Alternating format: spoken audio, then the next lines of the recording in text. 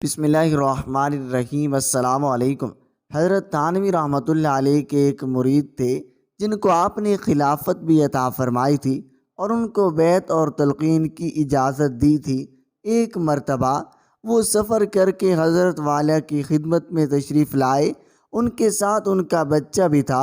انہوں نے آ کر سلام کیا اور ملاقات کی اور بچے کو بھی ملوایا۔ حضرت جی، یہ میرا بچہ ہے، اس کے لیے دعا فرما دیجئے۔ حضرت والا نے بچے کے لیے دعا فرمائی اور پھر ویسے ہی پوچھ لیا، اس بچے کی عمر کیا ہے؟ انہوں نے جواب دیا، حضرت اس کی عمر 13 سال ہے۔ حضرت نے پوچھا، آپ نے ریل گاڑی کا سفر کیا ہے تو اس بچے کا آدھا ٹکٹ لیا تھا یا پورا ٹکٹ لیا تھا؟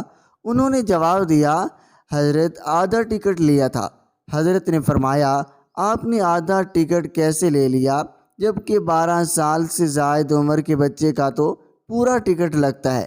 انہوں نے عرض کیا کہ قانون تو یہی ہے کہ 12 سال کے بعد پورا ٹکٹ لینا چاہیے، اور یہ بچہ اگرچہ 13 سال کا ہے لیکن دیکھنے میں 12 سال کا لگتا ہے، اس وجہ سے آدھا ٹکٹ لے لیا۔ حضرت نے فرمایا، انا للہ و انا الیہ راجعون، کہ معلوم ہوتا کہ آپ کو تصوف اور طریقت کی ہوا بھی نہیں لگی، آپ کو ابھی تک اس بات کا احساس اور ادراک نہیں کہ بچے کو جو سفر آپ نے کرایا یہ حرام کرایا ہے، جبکہ قانون یہ ہے کہ 12 سال سے زائد عمر کے بچے کا ٹکٹ پورا لگتا ہے اور آپ نے آدھا ٹکٹ لیا ہے، تو اس کا مطلب یہ ہے کہ آپ نے ریلوے کے آدھے ٹکٹ کے پیسے غصب کر لیے اور آپ نے چوری کر لی، اور جو شخص چوری اور غصب کرے ایسے شخص تصوف اور طریقت میں کوئی مقام نہیں رکھ سکتا، لہذا آج سے آپ کی خلافت اور اجازت بیعت واپس لی جاتی ہے۔ چنانچہ اس بات پر اس کی خلافت سلب فرما لی گئی۔ حالانکہ اپنے اور عد و ضائف میں، عبادات اور نوافل میں اور تہجد اور اشراق میں، ان میں سے ہر چیز میں بالکل اپنے طریقے پر مکمل تھے، لیکن یہ غلطی کی بچے کا ٹکٹ پورا نہیں لیا۔ صرف اتنی غلطی کی بنا پر خلافت سلب فرما لی گئی۔ حضرت والا کی طرف سے اپنے سارے مریدین اور محمد المطلقین کو یہ ہدایت تھی کہ جب کوئی ریلوے میں سفر کرو اور تمہارا سامان اور اس مقدار سے زیادہ ہو جتنا ریلوے نے تمہیں مفت لے جانے کی اجازت دی ہے، تو اس صورت میں اپنے سامان کا وزن کراؤ اور زائد سامان کا کرایہ ادا کرو۔ خود حضرت والا کا اپنا واقعہ ہے۔ ایک مرتبہ ریلوے میں سفر کے ارادے سے اسٹیشن پہنچے، گاڑی کے آنے کا وقت قریب تھا، اپنا سامان لے کر اس دفتر میں پہنچے جہاں پر سامان کا وزن کرایا جاتا تھا، اور جا کر لائن میں لگ گئے۔